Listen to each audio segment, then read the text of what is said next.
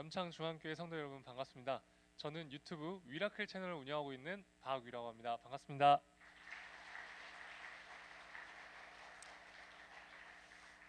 네, 이런 귀중한 시간에 너무나도 부족한 저에게 제가 만난 하나님에 대해서 여러분들과 나눌 수 있는 기회를 주셔서 진심으로 감사합니다. 저는 어렸을 때 굉장히 큰 우량아로 세상에 태어났습니다. 제가요, 보통 또래 아이들보다 머리 하나가 더 있을 만큼 키가 굉장히 컸어요. 그리고 굉장히 활발한 아이였습니다. 제가 땀을 어찌나 많이 흘렸던지 가끔 놀이터에서 놀다 보면 머리 위에 모래가 한가득 쌓인 채로 집에 들어와서 어머님께 자주 혼나곤 했습니다. 그리고 제가요, 어렸을 때요, 소리를 워낙 목청껏 질렀어요. 그래서 목에 혹이 생겼습니다. 그래서 제가요, 6살 때요, 유치원을 못 가고 소리를 지르면 안 되니까 동네에 있는 서예학원을 1년 다닐 수밖에 없었습니다. 그리고 제가 초등학교 때는 축구 선수가 되는 것이 꿈이었어요.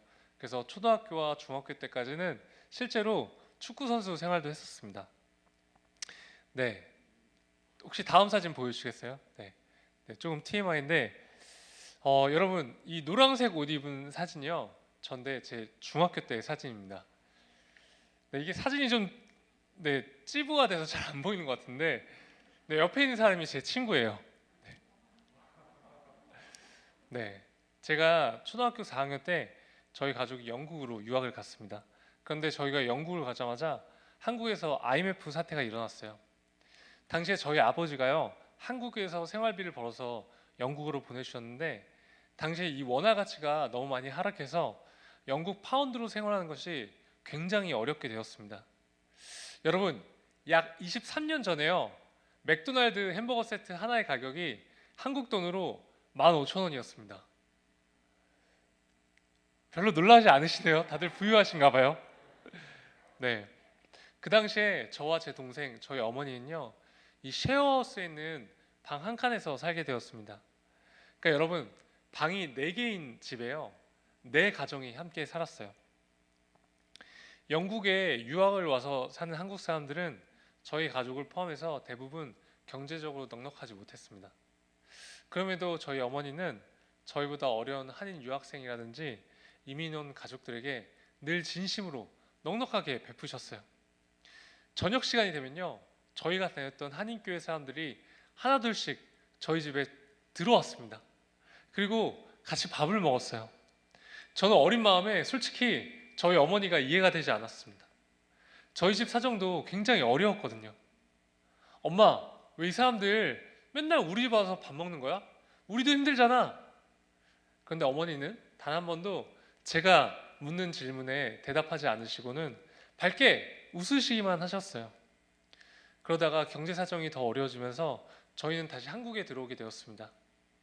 세월이 흐른 후에 어머니께서 이 비즈니스차 영국을 가시면요, 현지 한인분들이 저희 어머니를 공항까지 데리러 오시고 서로 집에 모시려 했다고 해요.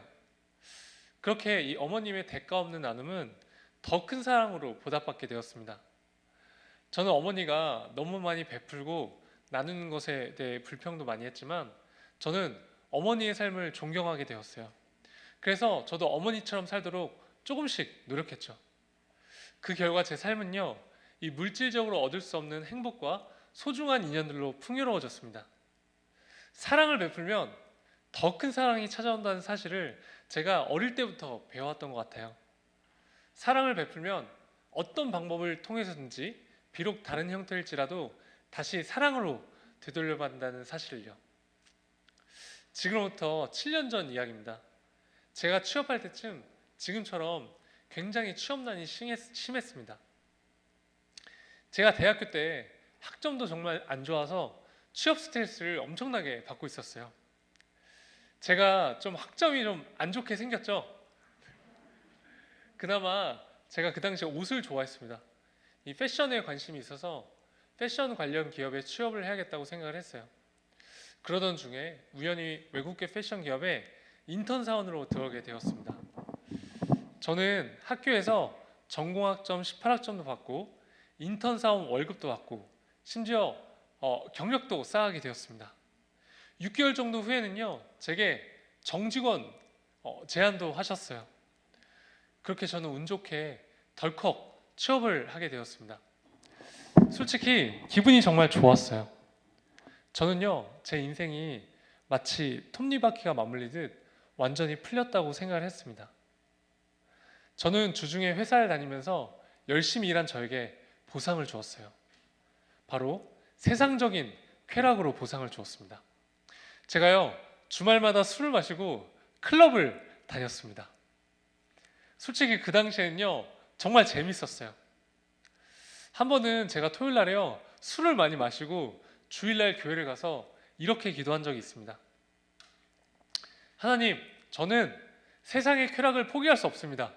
하나님, 저는 교회 반, 세상 반, 회색 크리스찬으로 살겠습니다. 하나님, 그러다가요, 제가 죽을 때쯤 됐을 때 그때 완전히 하나님께 돌아갈게요. 여러분, 이게 농담이 아니고요, 제가 진짜 육성으로 그렇게 기도를 했습니다.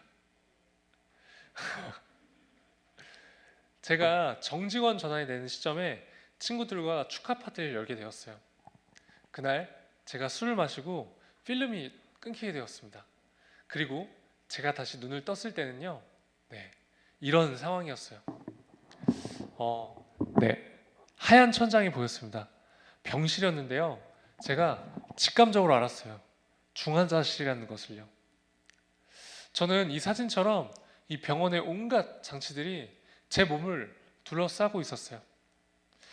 그러니까 제 몸이요, 제 눈으로 분명히 보이는데 이 쇄골뼈 밑으로는 정말 아무것도 느껴지지 않고 아무것도 움직일 수가 없었습니다. 그러니까 제 몸이요, 없는 것 같이 느껴지는 거예요.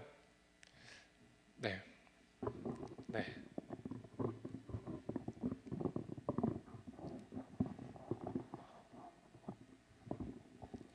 네, 마이크가 원래 잘 내려가더라고요. 어딜 가도 항상 내려.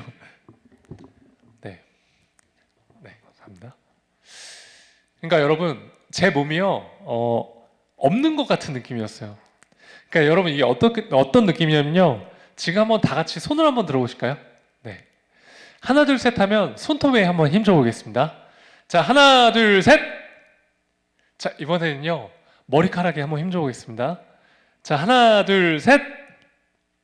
자, 나는 손톱이나 머리카락이 힘들어한다. 한번 손 들어보세요. 네, 힘이 들어가세요? 네, 여러분, 이런 느낌입니다. 분명히 내 몸의 일부분인데 내가 아무리 힘을 주려고 해도 힘이 들어가지 않고 아무것도 느껴지지 않는 거예요. 그런데 저는 내가 수술을 하고 마취를 했는데 아직 마취가 풀리지 않았구나 정도로 생각을 했어요. 나중에 제 목을 수술하신 의사 선생님이요, 회진을 돌다가 제게 오셔서 이렇게 말씀하셨어요. 당신은 앞으로 전신마비로 살아갈 것이고 영원히 걸을 수 없을 겁니다. 손가락도 절대 움직이지 못할 거예요. 여러분, 저는요, 하루아침에 전신마비 환자가 되었습니다. 알고 보니까요, 저는 술에 취해서 어떤 건물과 건물 사이에 추락해서 목이 완전히 부러져서요, 척수신경이 완전히 끊겼던 것이었습니다. 지금 저 사진 속에 목뼈가 어긋난 거 보이시나요? 네. 그런데 저는 술에 취해서 전혀 기억이 나지 않았어요. 의사 선생님 말을 들었을 때는 현실감이 없었습니다. 아마도 이 전신마비라는 상황이 너무나 비현실적이었기 때문에 제가 그 사실을 받아들이는 것이 어려웠을 수도 있었던 것 같아요. 그런데 저는 하나님을 믿었었기 때문에 아니야, 나는 하나님이 일으켜주시면 반드시 일어날 거야 라고 생각을 했습니다. 그래서 생각보다는 힘들지 않았어요. 근데 여러분들이 믿으실지 모르겠지만 저는 단 한 번도 운 적은 없었습니다. 제가 사고를 겪은 날 새벽에 집에 초인종이 울렸대요. 어머니가요, 이렇게 현관에 나가보니까 경찰 2명이 딱 서서 아드님이 사고로 많이 다치셔서 응급실에 있습니다. 어머님, 빨리 가보셔야겠어요. 저희 어머니는요, 그 이야기를 들으시고는 그 자리에서 생리가 끊기셨다고 합니다. 저는 사실 이 사실을요, 처음에는 알지 잘 못했어요. 어머니가 한 3년 정도 지났을 때 제게 말씀해 주시더라고요. 여러분 얼마나 충격을 받으셨으면 그러셨을까요? 저희 어머니와 아버지가 이 응급실에 도착하셨을 때는 제 머리에서요 피가 완전히 솟구쳐서 그 병원 그 침대 앞에 있는 그 벽에 피가 완전히 뿌려져 있었고요. 그리고 침대가 온통 피로 물들여져 있었다고 합니다. 그리고 저는 전혀 의식이 없는 상태였다고 해요. 아버지는 그런 제 모습을 보시고 그 자리에서 주저앉으셔서 땅바닥을 기어다니셨다고 합니다. 그때 저희 어머니는 침착하게 교회 성도님들께 기도 부탁을 하셨대요. 그때 한 성도님이 전화 오셔서 이렇게 말씀하셨다고 합니다. 위 어머니 위에 영혼을 위해서 기도하세요. 그때 그 말을 들은 저희 어머니는요, 아, 우리 위가 이제 죽을 수도 있겠구나라고 생각하셨대요. 그 성도님의 말이요, 마치 하나님의 음성처럼 느껴지셨다고 합니다. 그래서 그때부터 저희 어머니는 제 생명을 위해서 기도하기 시작하셨다고 해요. 그때 제가 11시간 동안 의식이 없어서 수술을 못하고 있었대요. 여러분, 이 의식이 없는 상태에서 마취를 하면요, 의식이 돌아오지 않을 수도 있어서 수술 골든타임을 놓치지 않으려면 빨리 의식이 돌아와야 되는 상황이었다고 해요. 그래서 응급실에서 정말 많은 사람들이 저를 둘러싸서 저를 위해 기도를 하고 있었는데요. 저는 의식이 돌아오지 않았대요. 그때 저희 아버지가 위야 일어나! 이 한마디에 제가 11시간 만에 갑자기 딱 눈을 떴다고 합니다. 그래서 다행히 수술에 들어갈 수 있었대요. 그리고 그 당시에요, 저희 어머니가 제가 수술에 들어가기 전에 그 레지던트가 아까 그 MRI 사진을 보여주면서 아드님은 전신마비입니다 라고 말하는 장면을 다 영상으로 찍으셨대요. 여러분 그 정신에 왜인 줄 아세요? 나중에 우리 위는 반드시 일어날 것이기 때문에 나중에 간증할 때 증거 자료를 써야 된다면서 그 상황에서 그걸 다 영상으로 찍으셨대요. 그리고 어머니는요, 나중에 구체적으로 우리 위는 CNN에 가서 간증을 할 거예요 라고 그 병원에 찾아오는 사람들한테 그렇게 막 선포하셨어요. 그런데 저는 아직도 어머니가 왜 CNN이라고 하셨는지는 잘 알지 못하겠습니다. 반면에 저희 아버지는 크리스찬이 아니셨어요. 저희 아버지는 책을 굉장히 많이 읽으시는 좀 지적인 분이셨죠. 아버지는 기독교를 그저 하나의 종교로 여기셨습니다. 저는 아버지와 신앙적인 이야기를 하면요, 항상 대화가 되지 않았어요. 저희의 대화는 마치 이 평행선상에 있는 것 같았죠. 하루는 저는 이렇게 생각했어요. 아, 내가 우리 아빠는 평생 전도할 수 없겠구나. 그런데 제가 중환자실에서 3일째 누워있는 날 기도 사건을 해서 제가 아무 말도 할 수 없는 상황에 있는 제게 아버지가 오시더니 이렇게 말씀하셨어요. 위야, 너가 믿는 하나님이라면 나도 믿어볼게.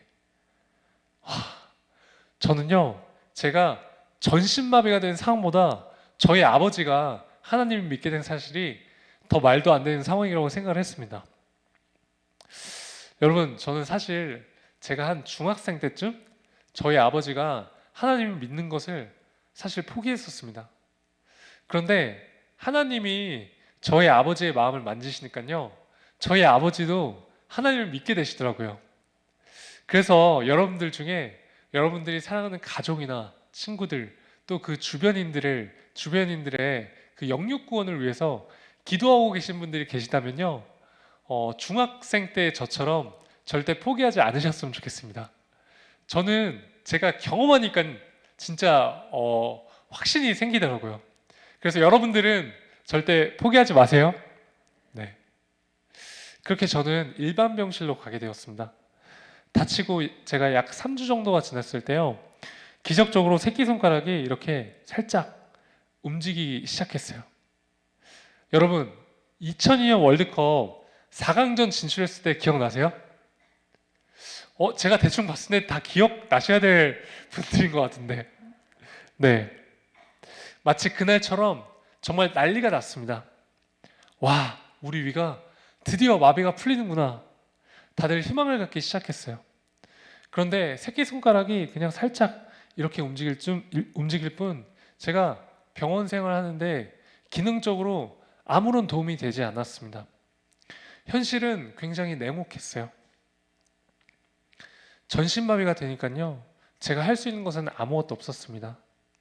스스로 아무것도 할 수 없게 되었을 때 그 좌절감은요, 정말 상상할 수 없을 정도의 상실감을 느끼게 해줬어요. 병원에서의 삶은 치열한 전쟁이었습니다. 그저 침대에서 누워서 지내야 했어요. 저는 욕창에 걸리지 않기 위해서 2시간에 한 번씩 24시간 동안 누군가가 제 몸을 뒤집어줘야 했습니다. 그리고 밥도 다 떠먹여줘야 했고요. 저렇게 이빨도 다 닦아줘야 했습니다. 그리고 여러분, 제가 씻으려면 어떻게 씻었는 줄 아세요? 그 병원에 침대 있잖아요. 제가 침대에 누워있는 상태로 샤워실에 들어갑니다. 그러면 전 침대에 누워있으면 저희 가족이 그 침대 위에서 저를 다 씻겨줘야 했습니다. 그리고 전신마비가 되면요, 장기에도 마비가 됩니다. 대소변을 스스로 볼 수 있는 기능을 상실하게 돼요. 저는 당시에 이 소변줄을 차고 있었고, 이 소변백에 소변이 가득 차면 가족들이 그 소변을 항상 비워줘야 했어요. 그리고 대변을 보기 위해서는요, 좌약을 넣고 침대 위에서 가족들이 직접 손으로 다 받아내야 했습니다. 그리고 여러분, 좌약을 넣어도요, 금방 신호가 오지 않습니다. 2시간이고 3시간이고 기다려야 했어요. 그리고 변이 잘 나오지 않을 때면 막 배를 마사지하고 온갖 자극을 줘야 했습니다. 하루는 밤에 저희 아버지가 제 변을 치우시는 모습을 보고요, 제가 이렇게 아버지 모르게 등 돌린 상태로 눈물을 흘린 적이 있습니다. 이제는 이 검은 머리카락보다 흰 머리카락이 많으신 아버지를, 이 28살이 된 아들의 이 뒤처리를 하게 만드는 제 자신이요, 진짜 너무나 싫었습니다. 그것을 받아들이는 것이 너무나 고통스러웠어요. 그 당시에 저는 취직을 해서 이제 부모님으로부터 경제적으로 완전히 독립을 해서 효도해 드릴 수 있다고 생각을 했었거든요. 물론 인턴 사원 월급 얼마 되지 않았지만 제가 처음으로 그 봉투에 부모님께 용돈을 넣어서 드렸을 때 저는 정말 행복했어요. 그런데 하루아침에 전신마비 환자가 돼서 28살짜리 아이가 돼버렸으니까요, 진짜 도저히 믿기지도 않고 그 현실을 인정하고 싶지 않았어요. 사실 처음에 제가 입원해 있을 때는 저희 가족은 저를 위해 간병인을 고용하려고 했습니다. 그런데 저는요, 간병인한테 이 성인이 된 저의 이런 모든 모습을 막 보여주고 싶지가 않았어요. 그래도 저는 가족들한테 미안해서 아무 말도 할 수가 없었습니다. 그런데 제게 3살 차이 나는 남동생이 있거든요. 제 동생이 당시에 대학교 4학년이어서 졸업을 준비하고 있었는데요, 동생이 부모님께 이렇게 말을 했대요. 엄마, 우리 형은 간병인한테 맡기고 싶지 않아요. 엄마, 제발 형을 내가 직접 간병할 수 있게 해주세요. 그렇게 동생은 저를 위해 한 학기를 휴학하고요, 24시간 6개월 동안 제 옆에서 병간호를 해줬습니다. 정말 감사했어요. 그렇게 쉽게 결정할 수 있는 일이 아니라고 생각을 했는데 동생이 먼저 흔쾌히 그런 결정을 내려서 정말 감사했죠. 제가 나중에 시간이 지나서 동생에게 이런 질문을 한 적이 있습니다. 지우야, 너한테 장애란 무엇이야? 그러니 동생이 주저없이 대답했어요. 장애는 우리 가족을 단단하게 묶어준 하나의 끈이라고요. 왜냐하면 가족 모두가 협력해서 저를 돌봐야 했기 때문입니다. 그래도 병원에서의 생활은 생각보다 행복하고 감사한 시간들이었어요. 정말 많은 분들이 오셔서 위로해 주고 응원해 주셨는데요. 특히 저와 한 번도 마주한 적이 없는 목사님들과 저희 교회 분들이 오셔서 기도해 주고 예배도 드려주셨습니다. 이게 영상이거든요. 영상을 플레이해 주시면 좋을 것 같아요. 네. 제가 나쁜 생각할 틈이 없이 병실을 항상 바글바글 거렸습니다. 하나님은 끊임없이 사람들을 보내셔서 저희 가족과 저를 위해 위로하셨어요. 이를 통해 저와 저희 가족은 지치지 않고 힘을 낼 수 있었습니다. 이것은 분명히 하나님의 은혜와 사랑이었습니다. 제가 당시에 신촌 세브란스 재활병원에 입원해 있었는데요. 저는 이 전쟁 같았던 하루의 재활을 마무리하면 저녁에 항상 조그만한 기도실에 갔습니다. 왜냐면 저는 예전의 저로 돌아가고 싶었어요. 예전에 건강하게 걷고 뛰던 제 모습으로 돌아가고 싶은 마음이 너무나 간절했습니다. 그래서요, 제가 평생 읽지도 않던 성경책을 읽기 시작했고 매일 저녁 기도했습니다. 물론 제 자신만을 위해서 기도했어요. 하나님, 저 제발 일으켜주세요. 하나님, 저 일으켜주시면 저 진짜 뭐든지 할게요. 그런데 어느 날 제가 기도를 하는데요, 저희 병원에 다른 병실에 있는 환자들이 떠오르기 시작했습니다. 갑자기요, 제가 그들을 위해서 눈물 흘리면서 기도를 하게 되었어요. 그런데 여러분, 저는 딱 봐도 결코 남을 위해 기도할 만큼 마음밭이 넓거나 믿음이 좋은 사람이 전혀 아닙니다. 그 눈물의 기도는요, 하나님이 주시는 긍휼의 마음이었어요. 저는 저희 재활병원에서는 상대적으로 경증 환자였습니다. 저희 재활병원에는 저보다 심각한 상태에 계신 분들이 너무나 많았죠. 특히 이 뇌가 손상되신 분들이 많았어요. 하루는 다른 병실에 한 고등학생의 남자아이의 어머님이요, 이렇게 전신마비가 돼서 병실에 누워있는 제게 오시더니 이렇게 말씀하셨어요. 우리 아들이 위 너만큼만 됐으면 좋겠다. 여러분 상상이 되세요? 저는 이렇게 생각했어요. 아니 어떻게 전신마비가 된 내게 오셔서 이런 말을 하실 수가 있지? 그 어머님의 아들은요, 고등학생이었고 펜싱 국가대표 상비군이었는데요. 이 교통사고로 뇌가 손상이 돼서 대화가 전혀 불가능하고 밥도 먹을 수 없고요. 회복을 기대하기가 너무나 어려운 상황이었습니다. 저는 마음이 너무 아팠지만 겉으로 울 수가 없었어요. 그렇게 제가 입원해 있던 곳에 대부분의 환자들이요, 이런 어려운 상황 가운데 놓여져 있었어요. 그렇게 아까 그 기도실에서 제가 1시간 정도 울면서 기도를 했어요. 그리고 그때 하나님이 제게 마음으로 강력하게 말씀하시는 것 같았습니다. 위야, 너는 반드시 회복될 것인데 너는 앞으로 너와 비슷하게 아픈 사람들, 또 세상에 정신적으로 고통을 받고 있는 사람들에게 가서 반드시 희망이 되는 사람이 되어야 된다. 그런데요, 저는 구체적으로 제가 어떻게 사람들한테 희망을 줄 수 있을지는 전혀 알지 못했고 감이 오지 않았습니다. 저는 그렇게 6개월 정도 병원 생활을 했어요. 그리고 퇴원을 했지만 저희 모든 생활은 가족한테 의지할 수밖에 없었습니다. 대소변도 여전히 가족들이 다 받아내야 했어요. 저는 당시에요, 혼자서 휠체어를 밀 수조차 없었습니다. 처음에는 제가 집에서 휠체어에서 침대로 혼자 옮겨 누울 수 없었죠. 침대에 누우려면요, 저희 아버지나 남동생이 집에 올 때까지 기다려야 했어요. 휠체어에서 제 몸을 들어서 침대에 옮기려면 성인 남성 이상의 힘이 필요했기 때문이에요. 저는 이렇게 생각했어요. 내 인생은 그 누구도 나를 대신해서 살아줄 수 있지 않기 때문에 반드시 독립적으로 생활할 수 있을 때까지 재활을 해야겠다.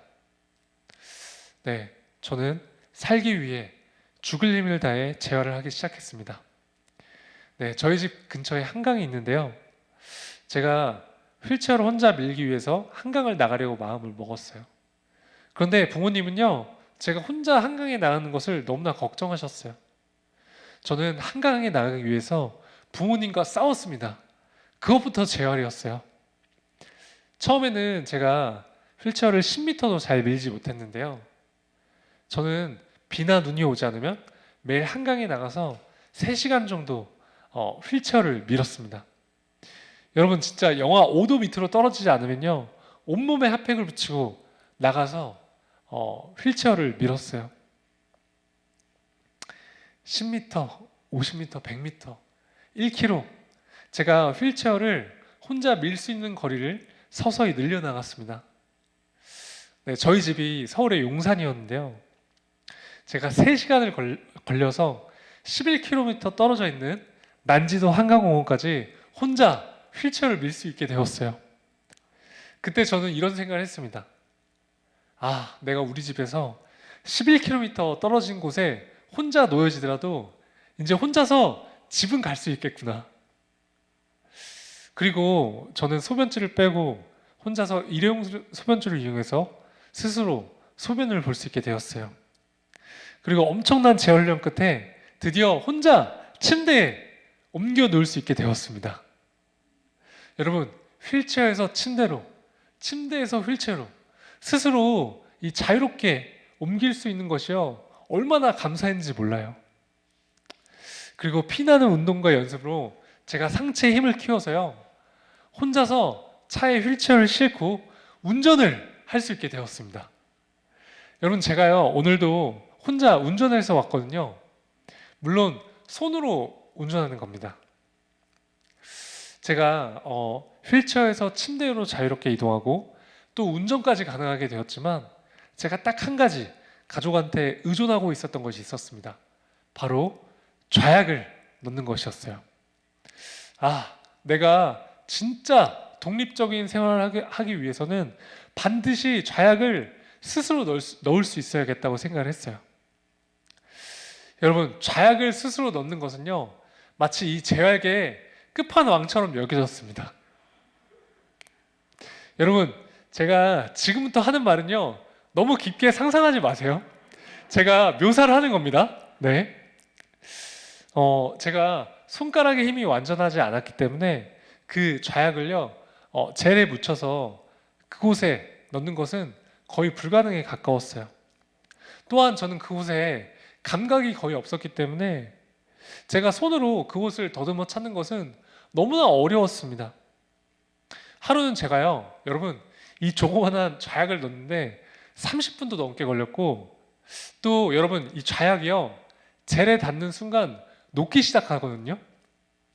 그래서 하루는 좌약을 5개도 넘게 버렸어요. 그리고 계속 실패했습니다. 저희 어머니는요, 그런 저를 너무 안타깝게 보시고, 아, 위야, 이제 그냥 엄마가 해줄게 말씀하셨지만, 저는 오히려 화를 내고 도움을 받지 않았어요. 그래서 지금은요, 제가 혼자 10초면 좌약을 넣습니다. 여러분, 저 이제 혼자서도 독립적으로 살 수 있습니다. 대박이죠? 네. 저는 정말 다행히도 병원에서 말했던 것과는 다르게 엄청나게 재활이 잘 되어가고 있었어요. 정말 기적이었습니다. 사람들은요, 저를 보면 너무나 대단하게 생각하고 좋아했어요. 저는 그렇게 육체적으로는 굉장히 건강해지고 있었습니다. 그런데 제 신앙생활은요, 오히려 내리막길을 걷고 있었어요.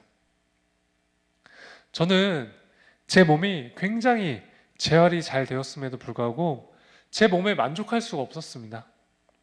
왜냐하면 제 목표는요, 예전의 저로 돌아가는 것이기 때문이에요. 저는 예전처럼 다시 일어서서 걷고 뛰고 축구를 하고 싶었어요. 저는 하나님한테 매일 일으켜달라고 기도를 했지만 하나님은 듣고 계시지 않은 것 같았어요. 마치 제 기도가요, 이 하늘의 벽에 막혀서 하나님께 전달되고 있지 않은 것 같았죠.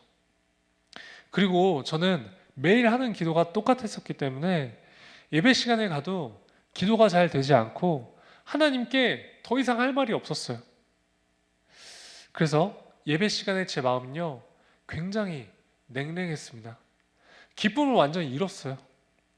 그리고 당시에 저는 청년부 예배를 드리지 않고 저희 교회 새신자 예배를 드렸습니다. 왜냐하면 설교 말씀이 짧고 예배 시간이 짧았기 때문이에요. 그러던 중에 제 친구가 어느 날 제게 와서 이렇게 이렇게 말을 했어요. 위야, 우리 이제 다시 공동체 생활을 하자. 이렇게 신앙생활하면 안 될 것 같아. 그래서 저는 못 이기는 척 다시 청년부 예배를 드리기 시작했습니다. 제가요, 청년부 2년째 되던 해에 제가 정말 어마어마한 사람 만나게 됩니다. 그 사람요, 제가 살면서 봤던 사람 중에 정말 가장 끈질긴 사람이었어요. 저는 항상 이름도 말해요. 유준상. 네, 그 연예인 유준상은 아닙니다. 그 친구는요, 정말 기도하는 사람이었어요. 그 친구가 제 순장님, 제 셀 리더가 되었어요. 여름이 되어서 저희 청년부 여름 수련회 시즌이 되었어요. 그런데요, 준상이가 저한테 수련회를 가자는 거예요.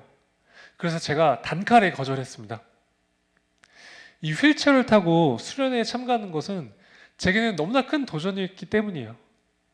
그리고 여러분, 저는요, 아직도 잠을 자려면 이 옥창에 걸리지 않기 위해서 그 침대에 매트리스가 필요합니다. 준상이가 말했습니다. 위야, 수련회장에 침대가 있대. 그리고 내가 다 도와줄게. 여러분, 약간 어떤 스타일인지 아시겠죠? 근데 그 교회에 그 떠올리는 그 사람. 네.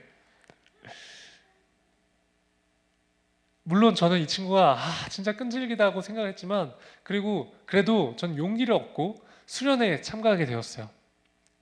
수련회에 갔지만 저는 여전히 하나님과의 관계는 굉장히 냉랭했어요. 수련회 마지막 날 밤 집회 시간이었습니다. 설교 말씀이 끝나고 기도 시간이 되었는데 저는 이렇게 기도했어요. 하나님, 오케이. 저 이제 일어나지 않아도 좋습니다. 그 대신에요, 저 하나님이 오늘 살아계신지 제게 꼭 보여주세요. 하나님, 제가 눈으로 보든 피부로 느끼든 바람으로 느끼든 어떤 방법이든 좋으니까요, 하나님 제발 하나님이 살아계신지만 오늘 제게 알려주세요. 제가요, 진짜 여러분 정말 간절히 기도했거든요. 그런데 어떤 일이 일어났을까요?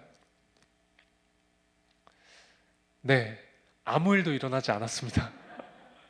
정말 아무것도 느껴지지 않았어요. 저는 굉장히 실망한 상태에 있었습니다.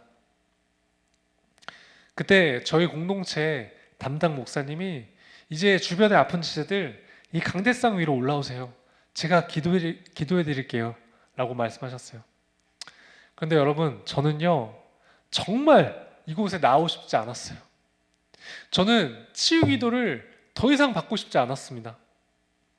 왜냐면 전 다치고 나서 저희 어머니 손에 이끌려서 정말 온갖 치유 집회를 참여했었거든요. 이런 마음 가지면 안 되겠지만 이 치유 집회를 참여하는 것이 마치 기복신앙처럼 느껴졌어요. 그런데 제 옆에 누가 있었을까요? 네, 그가 있었습니다. 갑자기 준상이와 교회 친구들이 제게 막 몰려오기 시작했어요. 예배하는 장소에요, 약 900명 정도 되는 청년들이 있었는데요. 저는 딱 저 끝에 모서리에 휠체어에 앉아있는 상태로 혼자 있었죠. 그리고 그 예배실은요, 이런 의자가 아니라요, 여러분 이런 간이 의자였잖아요. 간이 의자로 꽉 차 있어서 휠체어로 지나갈 수 있는 길이 전혀 없었습니다. 그런데 그때 홍해가 갈라지듯 의자가 갈라지기 시작했습니다. 여러분, 휠체어를 타면요, 가끔 단점이 있습니다. 자, 뭐가 있는지 한번 보세요. 자, 여러분, 뭐가 보이세요? 네, 여러분, 뭐가 보이세요? 네, 손잡이가 있죠. 그 뜻은 제 의지와 상관없이 누구든지 이 휠체어를 밀 수 있다는 뜻이에요. 여러분, 저는요, 순식간에 이 강대상 위에 올라오게 되었습니다. 여러분, 마가복음 2장에 보면 그 4명의 친구들이 중풍 환자인 친구를 그 예수님 계신 곳에 그 그 지붕을 뚫고 구멍을 내서 자리에 눕히는 장면이 나오죠. 딱 그 상황이었어요. 저는 사고 후에 병원 생활할 때부터 정말 수많은 사람들로부터 위야, 널 위해 기도할게. 넌 반드시 일어날 거야. 내가 환상을 봤는데 위야, 너가 걷는 걸 봤어. 내가 응답을 받았는데 위야, 너 곧 일어난대. 이런 이야기를요, 진짜 무수히 많이 들었습니다. 물론 처음에는 감사했어요. 그리고 제게 힘이 됐습니다. 그런데 시간이 지날수록 제게 그 기도해 준다는 사람들의 말은요, 이제 더 이상 제게 힘이 되지 않았어요.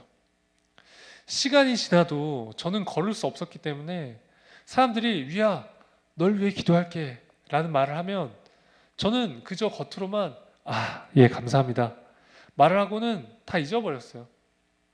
그리고 여러분, 그 중보기도는 또 눈에 보이지 않잖아요. 제가 그날 이 단상에 올라가 있을 때요, 적어도 한 20명 정도 되는 친구들이 저를 둘러싸고 있었습니다. 정말 머리부터 발끝까지 제 온몸에 손을 대고 저를 위해 기도했어요. 제가 이날 정말 눈물 콧물을 엄청나게 많이 흘렸거든요. 이 단상 위에서 친구들이 저를 둘러싸서 기도해 주는 모습을 제가 보고 있는데요, 하나님이 제게 알려주셨어요. 위야, 이게 중보기도야. 이걸 딱 느끼게 해주셨어요. 제가요, 눈으로 보니까 알겠더라고요. 이 수많은 사람들이 나를 위해서 기도를 해주고 있구나. 하나님은 저의 부족한 믿음을 아시고 하나님은 중보기도의 실체를 제게 보여주셨어요. 저는 하나님께 하나님이 살아계신지 알려달라고 기도를 했는데요, 하나님은 제게 중보기도의 실체를 알려주심으로 하나님의 존재를 보여주셨어요. 그러자 저는 저를 위해 기도해 주시는 막 많은 사람들이 떠올리면서요, 너무나 죄송스러웠습니다. 제가 그때 막 울면서 엄청나게 회개를 했어요. 그렇게 저는 하나님과의 관계를 서서히 회복하게 되었어요. 다시 공동체 생활을 열심히 할 수 있게 되었죠. 그래서 제가 그 이후에는요, 이 휠체어를 타고 제주도와 일본으로 아울리치 선교 활동도 갔습니다. 저는 이 모태신앙인으로서 교회를 오래 다녔지만 솔직히 이 교회 공동체에 대한 중요성을 잘 알지 못했어요. 그런데 제가 공동체 생활을 열심히 하게 되면서 신앙적으로 성숙하게 되었습니다. 이 공동체 안에서 신앙생활을 공유하고 서로 나누고 기도하니 비로소 왜 혼자서는 신앙생활을 하는 것이 어려운지 깨닫게 되었어요. 하나님께서 왜 이 교회 공동체를 만드셨는지 알겠더라고요. 하나님은 교회 공동체 안에서 서로의 연약한 부분을 보듬고 사랑하기를 원하신다는 것을 알게 되었어요. 여러분, 사랑을 하면요, 하나님을 더 깊게 느끼고 알아갈 수 있는 것 같습니다. 여러분, 이 코로나 시대, 이 비대면 시대에 우리가 이 공동체 생활에 대해서 이 공동체에 대한 중요성을 점점 잊고 있는 것 같습니다. 제가 아까 목사님이랑도 대화를 하면서 이 공동체 생활, 그러니까 이 공동체가 비대면 예배 때문에 점점 인원이 줄었다고 말씀하셨었거든요. 그런데 우리가요, 다시 한번 이 공동체에 대한 중요성을 자각하고 또 기도하고 중보하고 다시 이 공동체를 향한 마음을 품기 원합니다. 저는요, 실제로 이 공동체 생활하면서 저희 정말 밑바닥이었던 신앙생활을 끌어올릴 수 있었거든요. 그래서 특히 오늘 청년부 여러분, 다시 그 친구들을 교회로 데리고 오셨으면 좋겠습니다.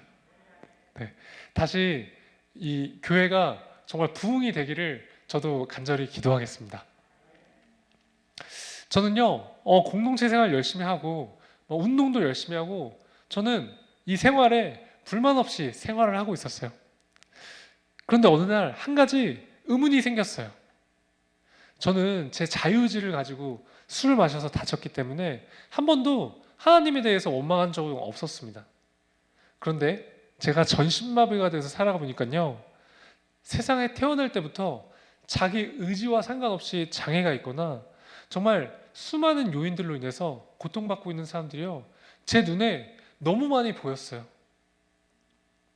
교회에서는 공평하신 하나님이라고 말을 하는데 제가 바라보는 이 세상은요, 너무나 불공평해 보였어요. 그래서 저는 하나님께 따졌습니다.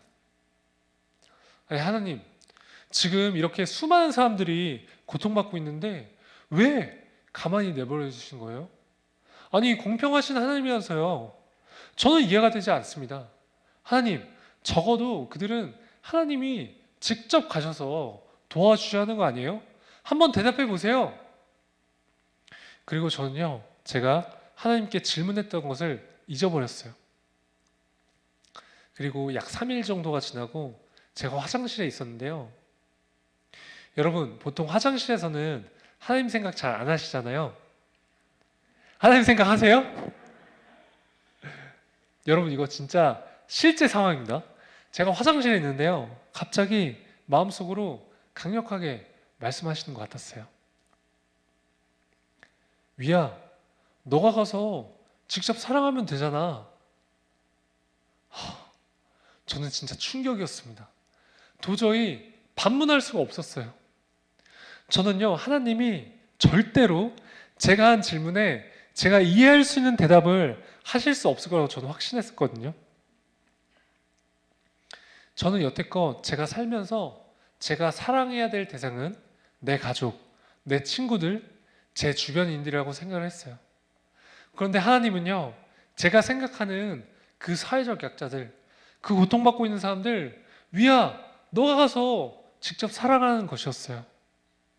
그러면서 하나님은요, 제게 사랑의 원리를 깨닫게 해주셨습니다. 여러분, 사실 우리는 돈이면 거의 모든 것이 되는 자본주의 사회에서 살고 있죠. 그런데 여러분, 사랑은 돈이 없어도 줄 수 있습니다. 자, 보세요. 지금 다리를 쓸 수 없고 이 손가락도 완전하지 않은 저도요, 만약에 당신을 사랑하기로 마음만 먹으면 사랑할 수 있습니다. 우리가요, 사랑하기로 마음만 먹으면 사랑할 수 있더라고요. 저는 그게 너무 충격이었어요. 사랑은 세상의 가치가 수반되지 않더라고요. 그게 바로 하나님의 사랑이었습니다. 여러분, 마가복음 12장 30절에서 31절 말씀을 혹시 같이 읽기 원하는데요. 네, 같이 읽겠습니다. 시작! 내 마음을 다하고 목숨을 다하고 뜻을 다하고 힘을 다하여 주 너의 하나님을 사랑하라 하신 것이요, 둘째는 이것이니 내 이웃을 내 자신과 같이 사랑하라 하신 것이라. 이보다 더 큰 계명이 없느니라. 아멘. 저는요, 제가 이 땅에 살아가면서 뭔가 엄청난 일을 해야만 하나님께 영광을 돌릴 수 있다고 생각을 했었거든요. 그런데 이 마가복음 말씀처럼 제가 이 땅에 태어난 이유와 목적이 바로 사랑하기 위해서 태어났다는 사실을 깨닫게 되었습니다. 저는요, 너무나 부족하지만 그냥 제가 이 위치에서 제가 할 수 있는 선에서 그저 열심히 사랑을 베푸는 것이죠. 자, 여러분, 제가 준비한 영상인데요, 혹시 불을 지금 잠깐 꺼주시겠어요? 네, 제가 준비한 영상 보고 오시겠습니다.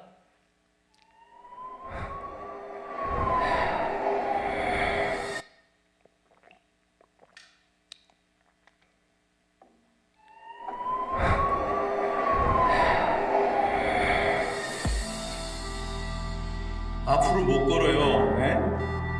평생 힘들다고.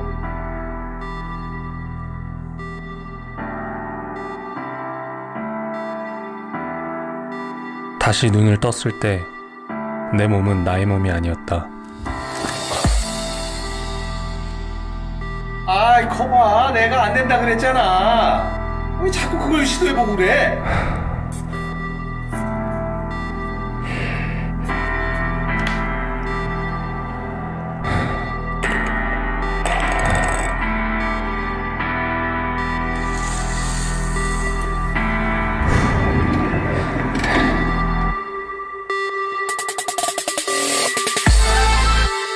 담당 의사는 손가락도 움직일 수 없다고 말했지만 나는 절대 포기하지 않았다.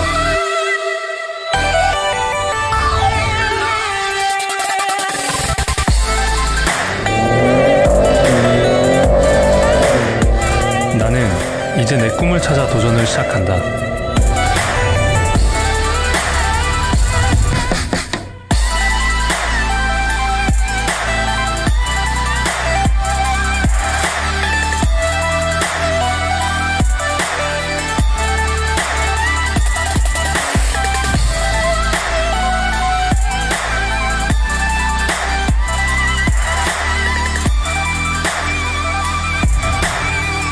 일할 수 있는 능력이 완전히 제한되는 건 아닙니다. 할 수 있는 것들이 너무나 많습니다.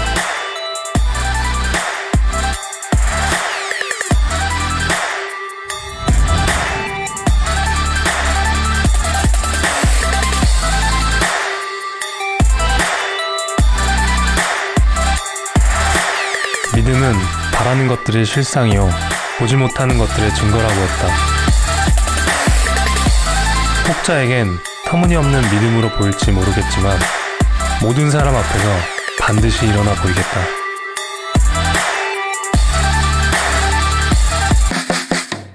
위 일어난다.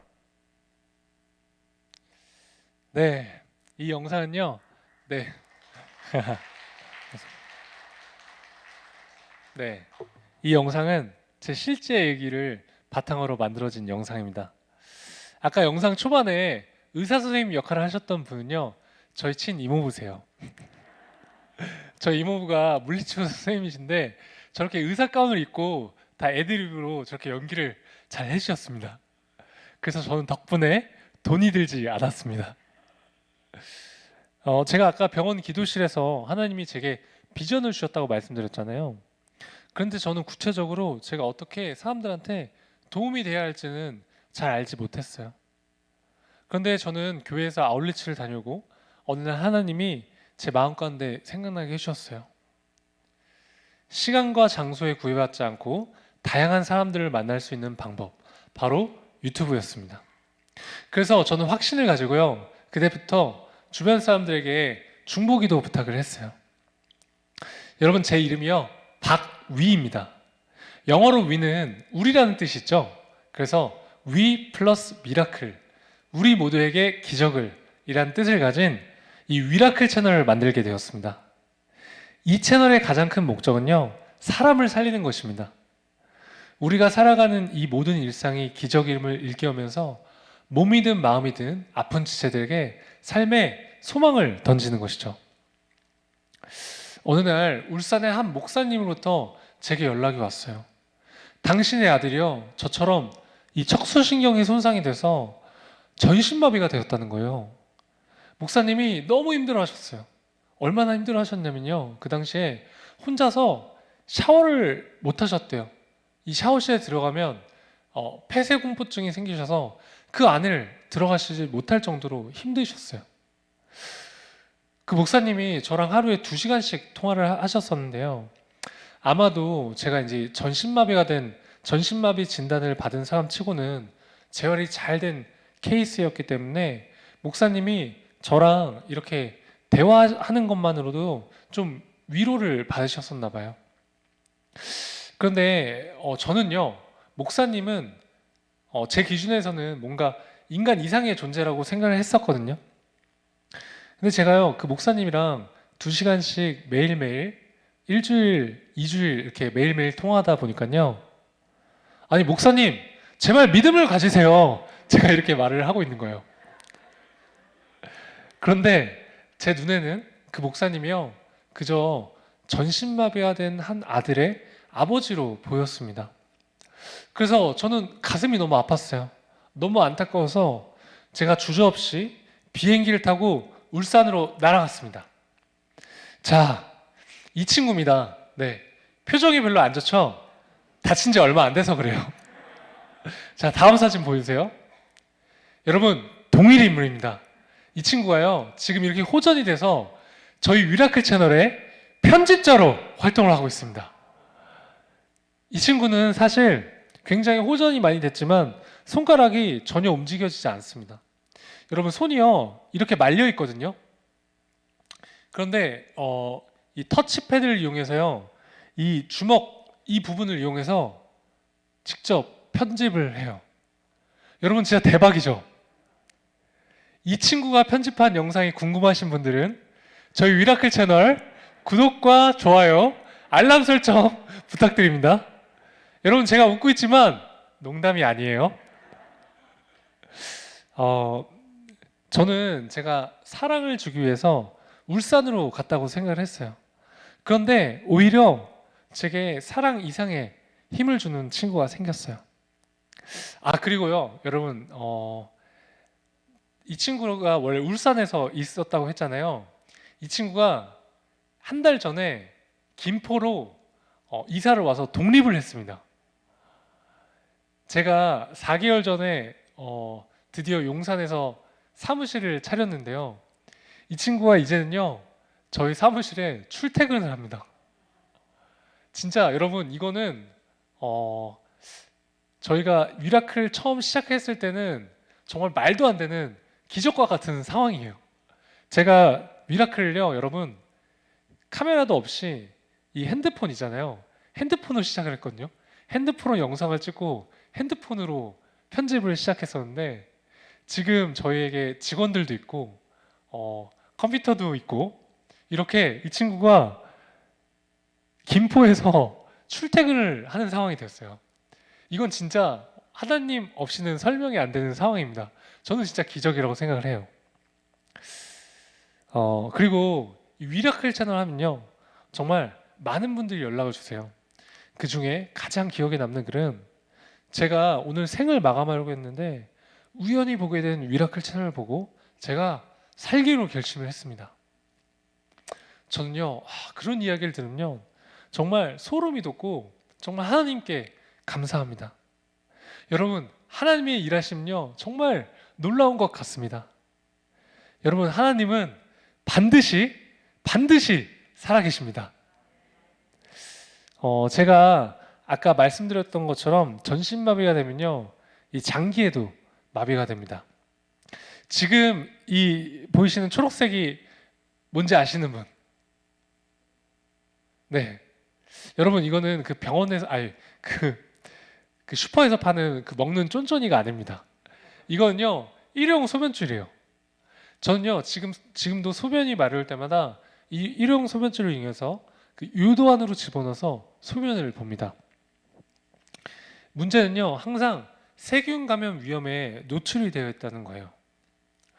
그러던 어느 날 제가 세균 감염이 돼서요 요로 감염에 걸리고 말아요.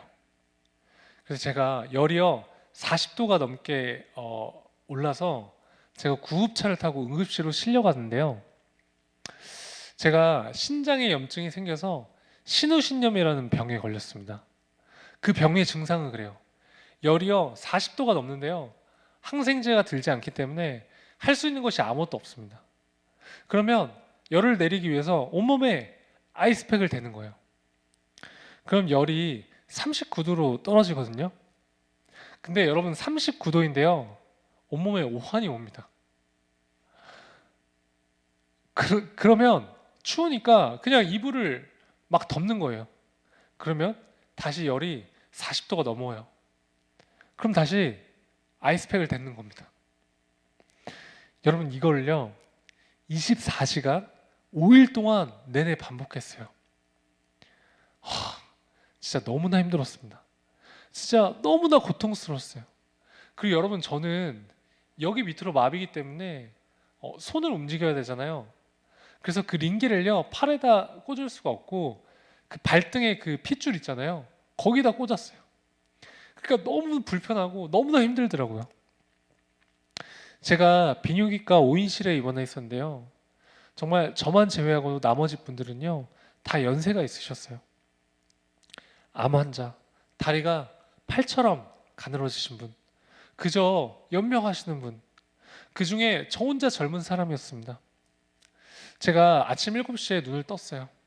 제가 전신마비가 되고 나서도요 한 번도 이 전신마비인 것 때문에 운 적은 없었는데 그날은 꼬박 1시간을 울었습니다. 옆에 제 친동생이 간병을 해주기 위해서 이렇게 자고 있어서 들을까봐 제가 소리를 내서 울 수가 없었습니다. 정말 온갖 부정적인 생각이 막 들어오기 시작했어요. 지금은 내가 그나마 젊으니까 이렇게 버티지, 내가 나이가 들어서도 진짜 일어나지 못해서 휠체어를 타고 있으면 어떡하지? 나를 케어해 줄 수 있는 내 가족이 내 곁에 없으면 어떡하지? 나중에 금전적인 여유가 없어서 병원비를 낼 수 없는 상황이 생기면 어떡하지? 너무나 서러웠습니다. 제 미래가요, 너무나 두렵게 느껴졌어요. 온갖 잡다한 생각들이 저를 사로잡았습니다. 제가 당시에 5일 동안 쉬지도 못한 상황이기 때문에 제가 씻어야겠다고 생각을 했어요. 도저히 이런 기분은요, 그 하루를 버텨낼 수 없을 것 같았죠. 그래서 제가 화장실에 가서 세수를 하기 시작했어요. 제가 울면서 세수를 했거든요. 여러분, 빌립보서 4장 13절 말씀 아시죠? 제가 어떻게 세수를 했냐면요, 내게 능력 주신 자에서 내가 모든 것을 할 수 있느니라.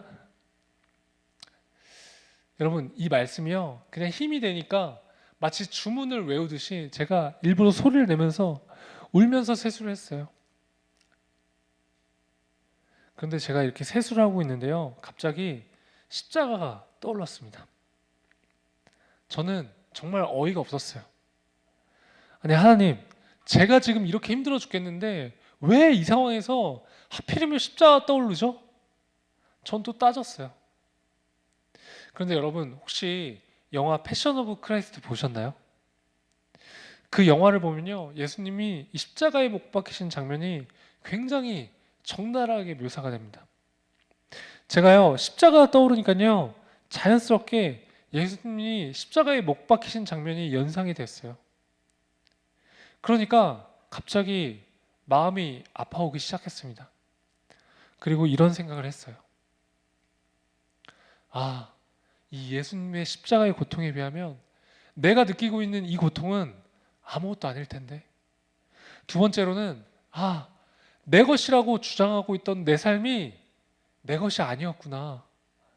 나는 지금 죄인이지만 예수님께서 나를 위해 십자가에 못 박히심으로써 죄의 대가를 지불하셨기 때문에 나는 새 생명을 얻은 것이구나. 저는 이 사실을요, 그때 처음 깨달았습니다. 여러분, 너무나 부끄럽지만 저는 무태 신앙인이었음에도 불구하고 한 번도 이 사실을 피부로 느낀 적이 없었어요. 제가 이 사실을 깨닫고 정말 엄청나게 울면서 하나님 죄송합니다 회개했어요. 제가 막 울면서 회개를 하다가요, 울음을 딱 그쳤습니다. 그리고는 정말 알 수 없는 힘이 막 솟아오르기 시작했어요. 그러면서 제게 성경 말씀 한 구절이 딱 떠올랐습니다. 요한복음 3장 16절 말씀. 하나님이 세상을 이처럼 사랑하사 독생자를 주셨으니 이는 저를 믿는 자마다 멸망치 않고 영생을 얻게 하려 하심이라. 아멘. 저는 살면서 처음으로 하나님이 제게 분명히 주신 말씀이었어요. 저는 그 교회를 다니면서 막 집사님, 권사님들이 형제님, 저는 오늘 하나님이 제게 이런 말씀을 주셨어요, 이렇게 말씀하시면요, 저는 사실 한 번도 이렇게 와닿은 적이 없었거든요. 그런데 그날은요, 그 요한복음 3장 26절 말씀이 정말 살면서 너무나도 많이 들었던 말씀이지만 그날만큼은 막 이 땅에서 살아 움직이면서 막 숨쉬는 그런 말씀처럼 느껴졌습니다. 너무나 감동이었어요. 그리고 그 당시에 저희 어머니가요, 이런 말씀하신 적이 있어요. 여러분, 어머니가요, 제가 다치고 하루에 기도를요 5시간을 해도 모자라는 날들이 있으셨대요. 어머니, 어떻게 사람한테 이렇게 눈물이 많을 수 있을까 생각하셨대요. 그 눈물을요 다 담으면 항아리에 가득 차일 정도로 눈물을 많이 흘리셨대요. 그때 저희 어머니는 이렇게 기도하셨다고 합니다. 하나님, 우리 위가 회복할 수만 있다면 하나님, 저는 제 목숨도 내놓겠습니다. 자식을 향한 사랑이 이 목숨과도 맞바꿀 수 있을 정도로 이렇게 큰데 하나님은 자신의 아들을 우리를 위해 죽게 하셨으니 얼마나 가슴이 아팠겠냐고 제게 어머니가 말씀하신 적이 있어요. 여러분, 우리는 이 하나님의 측량할 수 없는 사랑으로 새 생명이 주어진 것 아닐까요?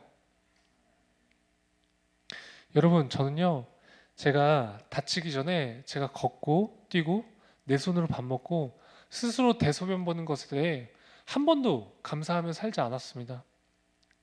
제가 전신마비가 돼서 걷지 못하고 스스로 밥 먹지 못하고 스스로 대소변 볼 수 없게 돼 보니까요, 비로소 과거에 너무나도 당연하다고 생각했던 일상들이 결코 당연한 것이 아니며 정말 기적의 삶이라는 것을 깨닫게 되었습니다.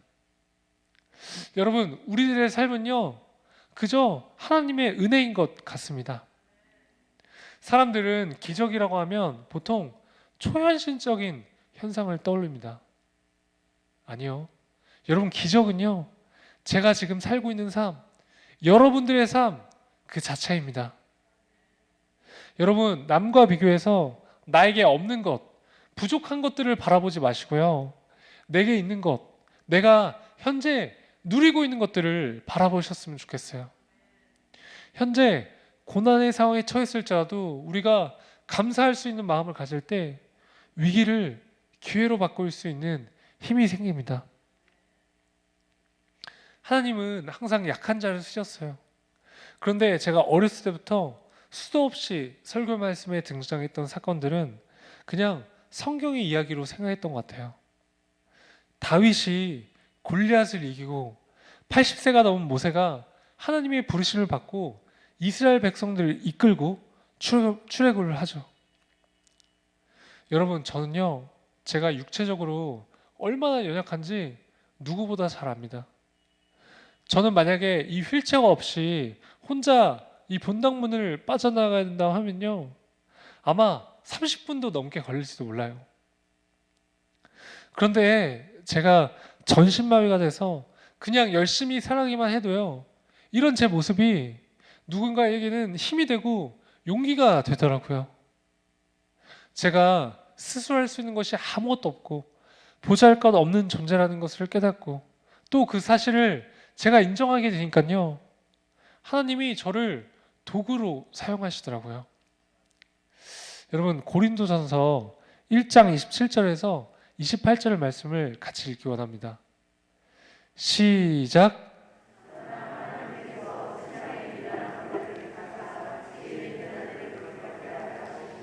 세상의 약한 것들을 택하사 강한 것들을 부끄럽게 하려 하시며 세상 천한 것들과 멸시받는 것들과 없는 것들을 택하사 있는 것들을 폐하려 하시나니 아멘. 여러분, 이 고린도전서 말씀처럼요, 하나님은 세상에 미련하고 약하고 천하고 멸시받는 사람들을 택하셨대요. 여러분, 만약 여러분이 지금 혹시 연약하고 고통 가운데 계신가요? 그럼 이제 하나님이 아마도 여러분을 쓰실 수 있다는 뜻일지도 모르겠습니다. 여러분, 우리는 연약하기 때문에 하나님을 드러낼 수 있기에 감사해야 하지 않을까요? 우리의 고난은요, 하나님과 가까워질 수 있는 축복의 시간입니다. 세상 사람들은 지금의 제 모습을 보며 아마 끔찍한 고난의 시간 속에 있다고 생각하며 말할지 모르겠어요. 그런데 여러분, 지금도 보세요. 제가 만약 다치지 않았다면 여러분들과 이렇게 마주할 수 있는 기회가 있었을까요? 저는 이 전신마비가 된 생활을 통해서 삶의 진정한 행복과 가치를 깨닫게 되었어요. 그리고 실제로 하나님과 더 가까워졌습니다. 여러분, 마가복음 12장 31절 말씀을 제가 읽어드릴게요. 둘째는 이것이니 내 이웃을 내 자신과 같이 사랑하라 하신 것이라.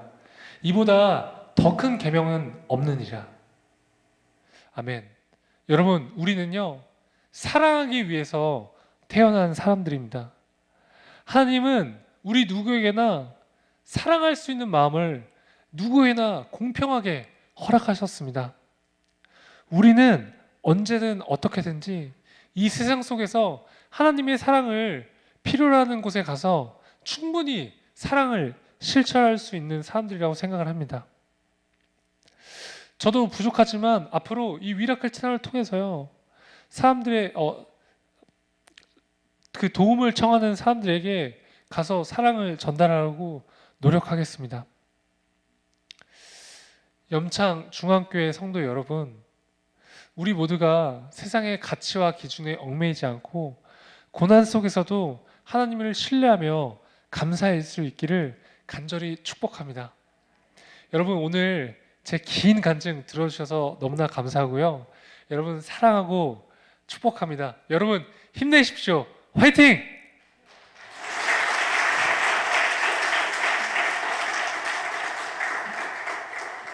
네, 제가 짧게 기도하고 마무리하겠습니다. 하나님 감사합니다. 오늘 저희가 얼마나 연약하고 부족한 존재인지 알게 해주셔서 감사합니다.